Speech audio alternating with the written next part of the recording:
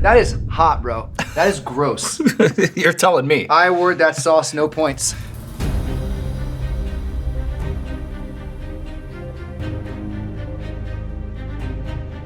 Hey, what's going on, everybody? For First We Feast, I'm Sean Evans, and you're watching Hot Ones. It's the show with hot questions and even hotter wings. And today we're joined by Adam Levine. He's a 3-time Grammy Award-winning singer-songwriter and frontman to the multi-platinum group Maroon Five. He just wrapped his 17th season as a judge on The Voice, where he will be missed, and he has a brand new single out as well called Priceless, featuring illustrious Hot Ones alum Lisa, as well as a new Maroon 5 album coming out this summer. Adam Levine, welcome to the show. Thanks for having me, man. This is awesome. What's going through your head as you prepare to take on the Hot Ones gauntlet? Are you a spicy food fan by nature? I gotta tell you, I've just recently kind of started dipping my toe into hot sauce water. So I'm a newbie, but I'm not by no means a professional. And by the way, I did not like spicy food until recently. So I'm kind of an interesting one. Yeah. From dipping your toe in the water to doing a cannonball in the pool. Are you ready to get started? That's just me. I like to go all the way.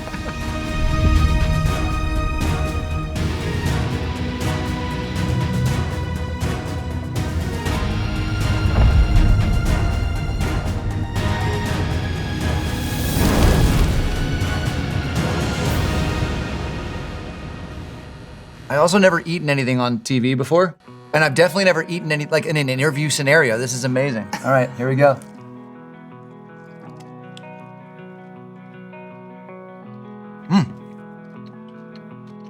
Okay, Shaquanda. That's really good, tasty hot sauce. I want this for my house. And we're gonna give it to you to go. You're not gonna leave here empty-handed today. This is I want to do all interviews eating wings. All right. So while details are hushed for now, I know that the new single is a prelude to the upcoming Maroon 5 album, the 8th that you've released as a band. How, if at all, has your math changed on releasing new music from the beginning of your career until now? Are there any new creative impulses or goals with this record? Recently, I started kind of getting back to just band songwriting. Okay, we're gonna do this as a unit. We're gonna do this as a band. The songs and the melodies and the lyrics are gonna come from me. And, that kind of getting back to what we used to do and kind of back to what I think made the band successful in the first place. We've been doing it long enough. It was kind of time to come full circle. So we kept it very much in-house for the most part. Let's go. Did I eat a respectable amount? That is beyond respectable. You are really? Setting a high bar right out of the gate. I don't want to, just have a nibble and call it a day. The fans will respect that. That's good.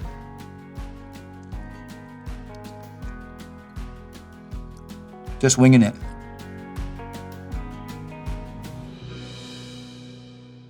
Because you've done a million of these where someone will be talking to you there's definitely sauce all over their face. And you have to keep a straight face. Or do you let them know? What I do is I operate under the assumption that on this show you have a nice long leash. If there's some sauce, if there's some sweat, if the hair, as a celebrity, everything has to be so perfectly manicured all the time. I like the idea of this being a show where things can go a little wild. I get eye sweat. I sweat. I don't cry. I don't get the tears really. Maybe it's really. We'll see. We'll probably around here. But I get really deep sweat under eye. That's gonna be very attractive to share with everybody. Do you have any cherished memories of getting kicked out of Sunset Strip rock clubs as a youth? Which establishment do you remember as having the most aggressive or short-tempered bouncers? Wow, bro, you're blowing my mind. That's the coolest question anyone's ever asked. Does it come from somewhere? Did someone say, hey, I got kicked out of this club once? There was one time that I got kicked out of a place. Someone said something really nasty to a friend of mine. It was really ugly, what they said. And I don't remember that much other than confronting the dude. He was a big guy too. He was too big for me. But I had had some drinks, so I was feeling brave. And I was just yeah. And before I could even, I got up in his face, which was up here. And before I could even do or say much, all of a sudden, I felt my whole body get slung over the shoulder of a larger man who was a security guard. And I got thrown out of this club so fast. And I was what just happened? I had no idea. I was how did I even get out here, right? And the guy's well, the person that you're confronting he owns the club. And so that's why that happened. This is a big wing with lots of sauce on it. And the sauce is called pickled garlic sriracha, if you're ready. Pickled garlic sauce. Okay, let's do it.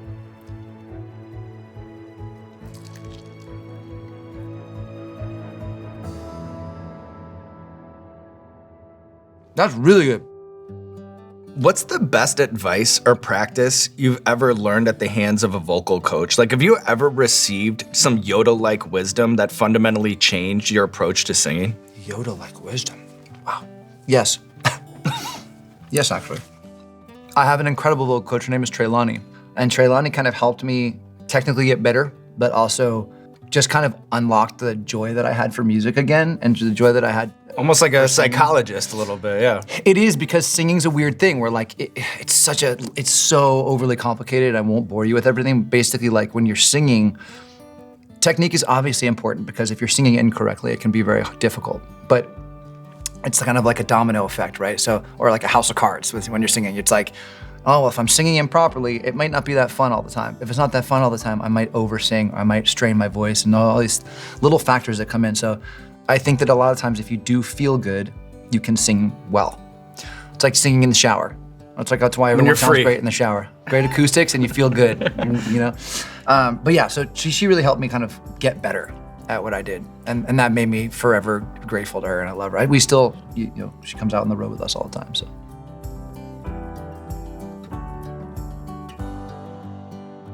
This looks dangerous, I don't know why. I hear myself chew. It's so weird. It's all right, don't worry. In the sound, we're very ninja-like, all right? It'll be very subtle in the edit, okay? Good, because you don't want to hear what I hear right now. What stands out as the best prank you've pulled on Blake Shelton, and what's the best one he's pulled on you? Okay, can we just get back to this for 1 second? Sure, yeah. This is a sneaky motherfucker. Yeah. Sneaky ass, alchemy ass. Yeah. There's a lot going on in the chemistry there. Mango, geez, man. I'm good. We're good. Ask me what. Blake Shelton. He kind of played a prank on me with a pig once. My now wife, then brand new girlfriend, she really said she wanted a teacup pig. And I didn't know what that was, but of course the first person I would ask. Like a cute little pig. Yeah, like a little pig that stays little. Operative term, stays little. And so I asked Blake, I'm like, what's a teacup pig? He's like, I'll get you a teacup pig. He's like, I'll give me $5,000. Please don't get a pig. They scream and squeal if you don't pay attention to them. They scream and squeal if you do. Probably lasted like 3 weeks. And then we were like, oh, we can't live with this pig anymore. So we had to give it to a little girl on a farm. You know, we're like, send us pictures. We can't wait to not be responsible for this animal anymore. Just show us pictures.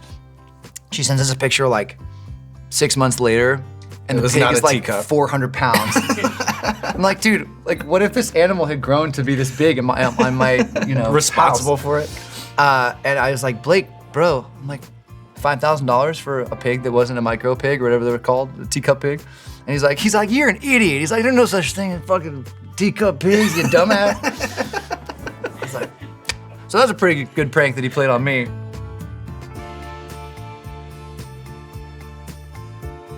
And I'm like, well, I want my money back. He's like, no.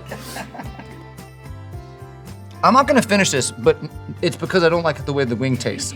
I wanna go on record with you. Yeah, you don't need to explain, you don't need to apologize. Looks like you are finishing it though. Cause I ain't going out like that. Yeah, that's what I'm talking about. So, if you were to put together the ultimate rock star frontman, piece by piece, Mr. Potato Head style, whose voice, whose aura, whose style, and whose songwriting? God, it's maybe the best question anyone's ever asked me. I'm serious. That's so cool. Okay, so let's break it down. So we're going voice. Mm-hmm. Oh. Let's go Freddie Mercury's voice, Sting's aura, because he's all about things like aura, right? Yeah, so that's a good one. His chill, you know, but like Freddie Mercury's voice. Even though, yeah, this is hard. Let's just say like 1989 or 1990 Axl Rose, so like biker shorts. Hell yeah. Leather jacket, crazy outfit vibe of and like the long hair bandana vibe. So he sings like Freddie Mercury. He looks kind of like Axl Rose, but he's got Sting's chill. I see the vision. The songwriting style, I think we should just go with Lennon. Like, we just go with John Lennon, because I know it's not the feminine love. You know, I was gonna say Joni Mitchell, but like, I don't know if like you could really look and be all of those things and then write like Joni. Like, that'd be kind of fucked up and weird and maybe too advanced. Okay, Tropical Amarillo. Come here, cutie. I don't need that much of this one either. Hope I don't get yelled at. There we go. That's like refreshing. Recently, you revealed on the Jennifer Hudson show that you actually started coaching your kids' basketball team. What do you think is your strongest quality as a coach? And then what do you think you need to work on this next off season? My worst quality is I get hot-headed. And these kids are children. They're 8 years old. Yeah. But like when the refs are sleeping, man, I'm like, come on. You have like the competitive juices of a coach and then also the protective instincts of a parent. Correct. And those things are coming together at the same time. The coolest thing that's ever happened, though, I will say, one of the coolest things as a dad was the first thing that happened, my 8-year-old's first basket was an assist from my 7-year-old. And I was just like, I did it. I was like, this is the greatest moment of my life.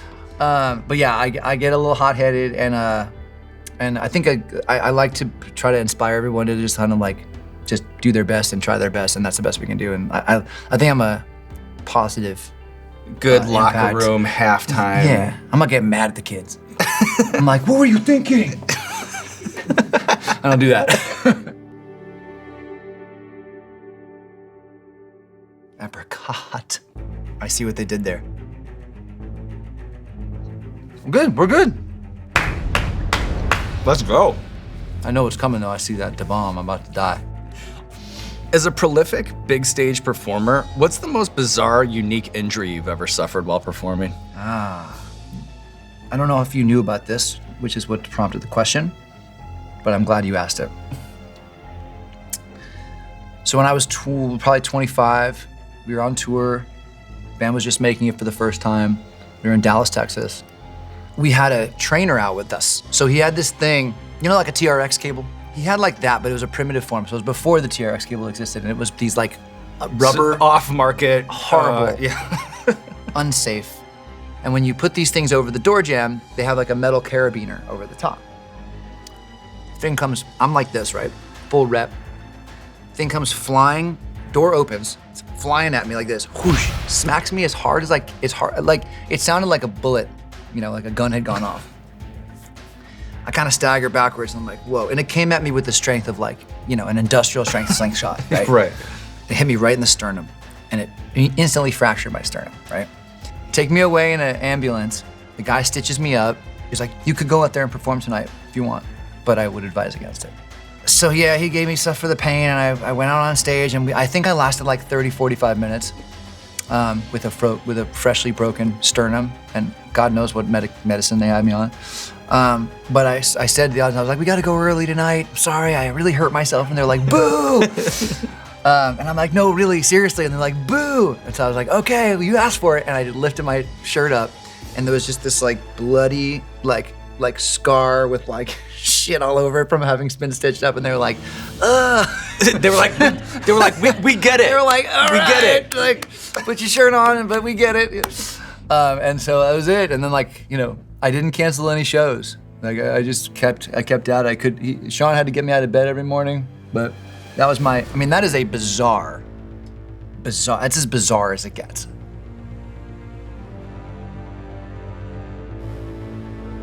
This one's so bad that I've heard of it. Da Bomb, I welcome you into my life. It's gonna be a pleasure. For better or worse.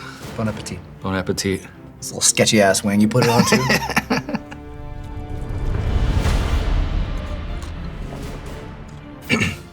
This never gets easier for me. Yeah, it's hot. Yeah. Woo! And it just keeps growing. Yeah, I'm done with that wing. Yeah, no, you and me both. Whew. We can say goodbye to that one. We let it in, you know? Yeah. Yeah. Which food? I've heard you describe yourself as useless in the kitchen, but very prideful in your self-description as a meat and potatoes guy. How would you describe your perfect steak? Like, can you talk us through from cut to marinade to how long it should be cooked? It's medium rare. Leave me alone. Medium rare.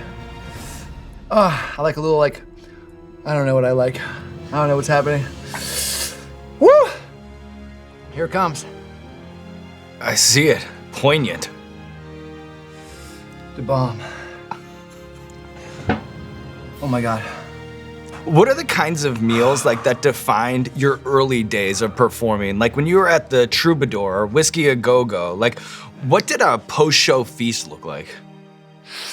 Woo! Literally. Post-show like that, at that point in my life. So spicy. I don't want to drink you, milk. But it is inviting in times like these. How are you guys doing? Everyone okay? Hey! Went to a radio station once. I'm just gonna walk. Yeah, that's good. Yeah, take a lap. Went to a radio station once and they gave us this deck of cards with free Chipotle. So every one of the cards was worth a free Chipotle burrito. And put them in our pocket. I know where we went, Chipotle. I can't really talk that well. No, I get it. I get it. That is hot, bro. That is gross. You're telling me. I award that sauce no points. I'm not gonna die. I'm gonna live. We're gonna all survive. It's gonna be okay. You know? I'm seeing the basketball coach in you right now, you know? Listen, team. We're down by 20. Start of the fourth. But we're not out of it. Most teams would just give up. But not us. Statistically, it's hard to come back from a 20-point deficit. Psychological hurdle, my friend. Mm-hmm. But you know what? I believe if anyone can do it, we can.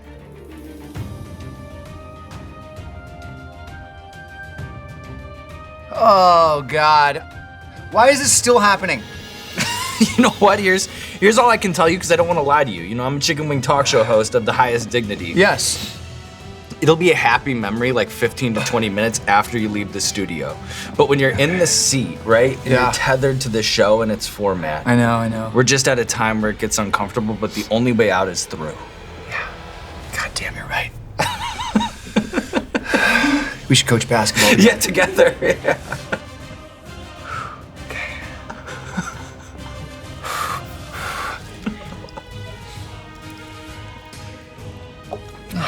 It's delicious. Yeah. It's so good. How much did you eat? Respect. Oh my God. I know. So good.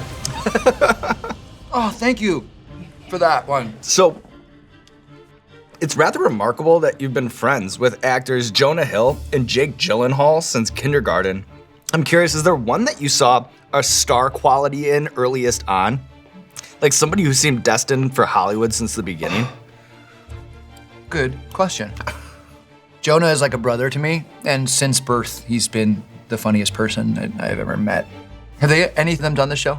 Jake Gyllenhaal has done the show. No way. Mm-hmm. How'd he do? Great.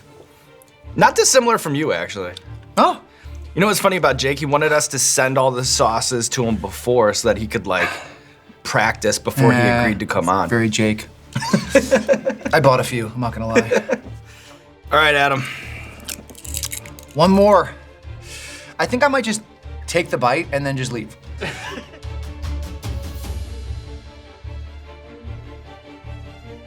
Mind if I just take a minute, get my affairs in order? You did great, Adam. This is it for you. You went out like a true champ. Talking to myself. Yeah, I like that. That's what you do when you eat this many wings. All right, so it's already slathered in the sauce. Yeah. Which is already a huge red flag because I know what that is. Yeah. Oh, shit. Tap. Can you come in close on this? Just so we're We aware. got Roger and a snap focus right there. Roger. Oh my gosh, I gotta catch up. Okay, just don't want there to be any All right, let's do it. Woo! Bye. It was nice seeing everybody. And with that, Adam Levine, the wings of death are behind us. And to close things out, I know that you're a devoted and passionate yoga practitioner. And the great thing about yoga is that you can do it anywhere. I'm curious, is there a pose or a breath exercise that you think would be best for us in the state that we're in right now to help us recover mentally and physically from eating the world's spiciest wings? It's a great question. Yes, I think we can do some very focused breathing where we're taking deep breaths in through our nose and then we're letting it out of our mouths like a valve. Usually they do I forgot what it's called, the ujjayi breathing, where you're kind of like doing a circular breath in your nose and it stays kind of here. Yeah. But we're gonna just let it out of our mouths because you know what? We need to do this, okay? So, ready? Just follow me. I'm with you.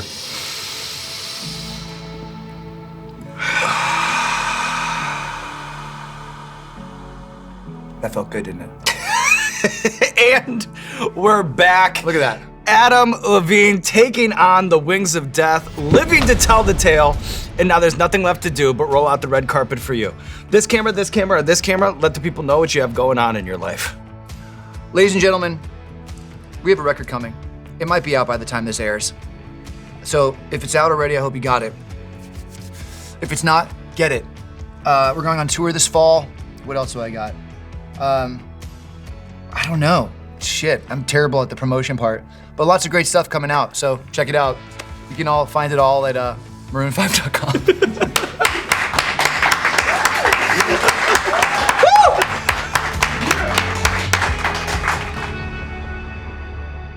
That was really hot. That was amazing. You did great. I'm gonna go cry.